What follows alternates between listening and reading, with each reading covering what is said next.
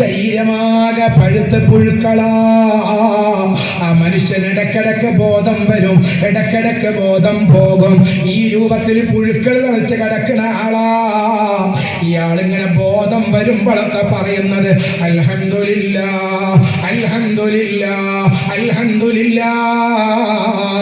ആ സമയത്ത് ഇത് കണ്ട പണ്ഡിതൻ ചോദിച്ചു, അല്ല മനുഷ്യ, ചീഞ്ഞ് ചീഞ്ഞ് കൈയും കാലും മുറിഞ്ഞു പോയി, ശരീരമാകെ പുഴുത്ത് പുഴുക്കളാണ്, ബോധം പോലും ശരിക്കും നിൽക്കുന്നില്ല, ഇടക്കിടക്ക് നിങ്ങളെ ബോധം പോവുകയാണ്, എന്നിട്ടും നിങ്ങൾ ബോധം വരുമ്പോ അൽഹംദുലില്ലാഹ് എന്ന് പറയാൻ കാരണം എന്താ?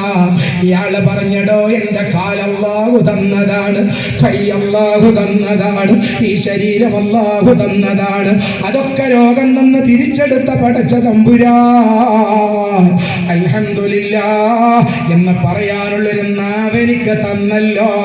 വേണമെങ്കിൽ അതും ചീഞ്ഞൊരവസ്ഥയിലേക്ക് എൻ്റെ റബ്ബിനെ എത്തിക്കാലോ. പക്ഷേ എൻ്റെ റബ്ബിൻ്റെ നാവിന് ആഫിയത്ത് തന്നില്ലേ. ഈ നാവ് കൊണ്ട് എനിക്ക് സംസാരിക്കാൻ കഴിയുന്നിടത്തോളം കാലം എൻ്റെ റബ്ബിനെ എനിക്ക് മറക്കാൻ കഴിയില്ല എന്ന് പറയുന്നു മഹാന്മാർ. നമുക്ക് അല്ലാഹനെ മനസ്സിലാവുക. മുമ്പൊരാള് സ്വന്തം ഞാൻ നീട്ടിക്കൊണ്ട് പോകുന്നില്ല, ഞാൻ എൻ്റെ വാക്കുകൾ അവസാനിപ്പിക്കാം. പണ്ടൊരു മനുഷ്യൻ സ്വന്തം ഒരു വലിയ വീടുണ്ടാകാൻ ആഗ്രഹിച്ചു. ഒരു വലിയ വീട്, സൗകര്യമുള്ളൊരു വീട് വേണം. അള്ളാഹു പറയാണ്, നിനക്ക് റബ്ബ് തന്നത് അൽഹംദുലില്ലാഹ് എന്ന് പറഞ്ഞോ, എന്നാ മനസ്സുഖം കിട്ടും. അള്ളാഹു തന്നത് അൽഹംദുലില്ലാഹ്. കാരണം അതുപോലും ഇല്ലാത്തവരില്ലേ? അതുപോലും ഇല്ലാത്തവരുണ്ടല്ലോ. അപ്പൊ നിനക്ക് അള്ളാഹു തന്നത് അൽഹംദുലില്ലാഹ്. അപ്പോഴേക്ക് അള്ളാഹുവിന്റെ കാരുണ്യം മനസ്സിലാവും.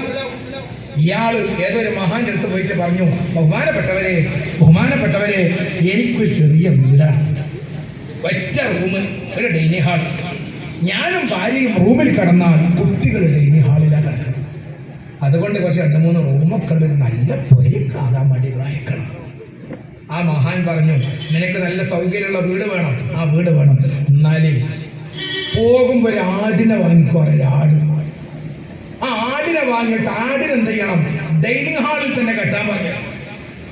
ഡൈനിങ് ഹാളിൽ തന്നെ അതിന്റെ വീട്. ആടിന് ഡൈനിങ് ഹാളിൽ പോയിട്ട് എന്താ ഉണ്ടാവുക?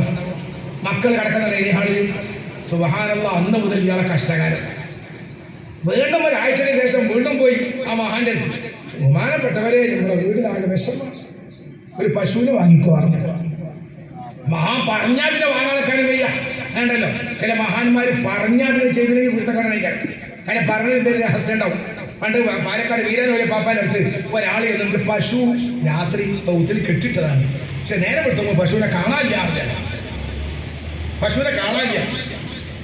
അപ്പൊ വീരനൊരു പാപ്പ പറഞ്ഞല്ലോ, നീ പോകുമ്പോ അവിടുത്തെ മരുന്ന് വാങ്ങിക്കാണ്ട് വയറിളക്കി കാണാറില്ല. ഇയാളോട് ഇയാൾ പശുവിനെ കാണാനില്ല, ഇനി ഇയാൾ വയറിളക്കി. വീണ്ടും പറഞ്ഞു, ബഹുമാനപ്പെട്ടവരുടെ പശുവിനെ കാണാനില്ല. മഹാൻ പറയും, പോയി വയറിളക്കി കാണാൻ. വയറിളക്കാരൻ അറിയില്ല. വീണ്ടും 3 വട്ടം വയറ് ഇളക്കാൻ വേണ്ടി പറഞ്ഞു. മഹാൻ ആ മനുഷ്യൻ സാധു തിരിച്ചൊന്ന് വരിക്കണ്ടേ, കാരണം പശുവിനെ കാണാൻ ചേർത്തിന് ഞാൻ വയറിളക്കിയിട്ടുണ്ടായിരുന്നു. ഇയാൾ വല്ല പെരയിൽ വന്നിരുന്നു. പെണ്ണുങ്ങൾ ചോദിച്ചു, അല്ല എന്റെ വീരനോപാപ്പ പറഞ്ഞു, എന്തോ വേറെന്തോ ഒരു ഹാലിലാണ്. എന്നാലും ഇത് പറഞ്ഞില്ല, പറയുന്നുണ്ട്. പക്ഷെ ഞങ്ങളോട് നല്ല എന്തോ പറയാം. എന്നാലും എന്തേ പറഞ്ഞേ? പശുവിനെ കാണാനില്ലെന്ന് പറയുമ്പോഴൊക്കെ വയറിളക്കാനാണ് പറഞ്ഞത്. പെണ്ണൊരു നല്ല പെണ്ണുങ്ങൾ പറഞ്ഞു, എന്നാ പിന്നെ വയറിളക്കി കളി. എന്നാലും പാപ്പ പറഞ്ഞല്ലേ, എന്തെങ്കിലുമൊക്കെ ഒരു ഹൈറുണ്ടാവും. പെണ്ണുങ്ങൾ ഇടങ്ങാറാക്കി ആ സാധു സുന്നാമാക്കിയ മറ്റേ ഗുളികൊക്കെ വാങ്ങി കുടിച്ചു വയറാണ്ട് ഇളകി. സുബ്ഹാനല്ലാഹ്, മോതാണ്ട് കൂടിയിട്ട് ഇയാൾ ഭയങ്ങളുടെ കാട്ടിലല്ലേ പോയിരിക്കുക. കാട്ടിലിങ്ങനെ ഇരുന്നിങ്ങനെ ആലോചിക്കാൻ തുടങ്ങി, പഠിച്ച റബ്ബേ പശുവാണെങ്കിൽ മതി, ഇതൊന്നും നിന്നിട്ടാ മതി എന്നിങ്ങനെ ചിന്തിച്ച് കാട്ടിലിങ്ങനെ ഇരിക്കുമ്പോഴാണല്ലോ ഇയാൾ കിടക്കണ കാട്ടിന്റെ അപ്പുറത്തുനിന്ന് ഒരു ശബ്ദം. ഇയാൾ ഇരിക്കുന്നോട് തിരിഞ്ഞാൽ നോക്കുമ്പോൾ അയാളെ പശു അങ്ങപ്പുറത്ത് ആ കാടിന്റെ അവിടെ നിന്ന് പുല്ലുന്നുണ്ട്. മഹാനവർക്ക് മനസ്സിലായി, ഇയാൾ വയറിളകിയാൽ മാത്രമേ പശുവിന്റെ അടുത്തെത്തുള്ളൂ എന്ന് പറയുമ്പോൾ ചില മഹാന്മാർ പറയുമ്പോൾ ചില രഹസ്യങ്ങൾ ഉണ്ടാവും. ഇയാൾ ആ എരുമനും വാങ്ങി പശുവിനും വാങ്ങി ഡൈനിങ് ഹാളിൽ പോയി. പിന്നെ ആഴ്ചകൾക്ക് ശേഷം പോയി കണ്ണീരോട് കൂടെ പറഞ്ഞു വിഷമം. അപ്പൊ പറഞ്ഞു, ആടിനെ വിറ്റു. പിന്നത്തെ ആഴ്ച പോയിട്ട് പറഞ്ഞു പശുവിന് വിറ്റാളാ വിറ്റു. വീട് ഡൈനിങ് ഹാളൊക്കെ ഒന്നാണ് കഴുകി അത്രയൊക്കെ പശു ഉഷാറാക്കി. പിന്നെ വന്നാൻ പറ്റും, ഇപ്പൊ നല്ല സുഖമാണ്. ബഹുമാനപ്പെട്ടവരെ അല്ലല്ലോ, കുട്ടികൾക്ക് റാഹത്തിൽ കിടക്കാം, ഞങ്ങൾക്ക് റാഹത്തിൽ കിടക്കാം. കാരണം കാഷ്ടമില്ല, മൂത്രമില്ല, ചാണകമില്ല, ഒന്നുമില്ല, സുഖമായി. മഹാനോടാണ് പഠിപ്പിച്ചു, ഉള്ളത് കൊണ്ട് സന്തോഷിക്കുക, അതാണ് ഭൂമിയിലെ സന്തോഷം. അതാണ് അള്ളാഹ് ആഗ്രഹിക്കുന്നത്. അല്ലാതെ കുറെ വേണം വേണം വേണം എന്ന് ആഗ്രഹിച്ചാൽ ചിലപ്പോൾ ഉള്ളത് പോകും. അള്ളാഹു നമ്മളെ കാത്തുരക്ഷിക്കട്ടെ. ലോകത്തിന്റെ നേതാവ് നബി മുഹമ്മദ് മുസ്തഫ അള്ളാഹുവിന്റെ റസൂല് പറയുന്നുണ്ട്, ഞാൻ അവസാനിപ്പിക്കുകയാണ്. ലോകത്തെ മുഅ്മിനുകളെ മുഅ്മിനാത്തുകളെ, ഏതെങ്കിലും ഒരാളെ നാളെ സ്വർഗത്തിൽ അള്ളാഹു ഉന്നതമായ സ്ഥാനം നൽകണമെന്ന് അള്ളാഹ് തീരുമാനിച്ചിട്ടുണ്ടെങ്കിൽ അതിന് പറ്റുന്ന അത്ര അമല് അയാൾ ചെയ്തിട്ടില്ലെങ്കിൽ ഈ ഭൂമിയിൽ ചില പരീക്ഷകൾ അള്ളാഹ് കൊടുക്കും. ചിലക്കല്ല രോഗം കൊടുക്കും, ചിലക്കല്ലാഹു പട്ടിണി കൊടുക്കും. അങ്ങനെ എന്തെങ്കിലും പരീക്ഷണങ്ങൾ വിഷമങ്ങൾ ഈ ഭൂമി ലോകത്ത് കൊടുത്ത് അതിൽ നമ്മൾ ക്ഷമിച്ചാൽ മരിച്ച് നമ്മളെ സ്വർഗത്തിൽ ചെല്ലുമ്പോ അള്ളാഹു നമ്മളെ സ്വീകരിക്കും. അതാ ഇന്നല്ലാഹ മഅസ്സാബിരീൻ. മക്കളില്ലാതെ കണ്ണീര് വാർക്കുന്ന ആളുകളില്ലേ?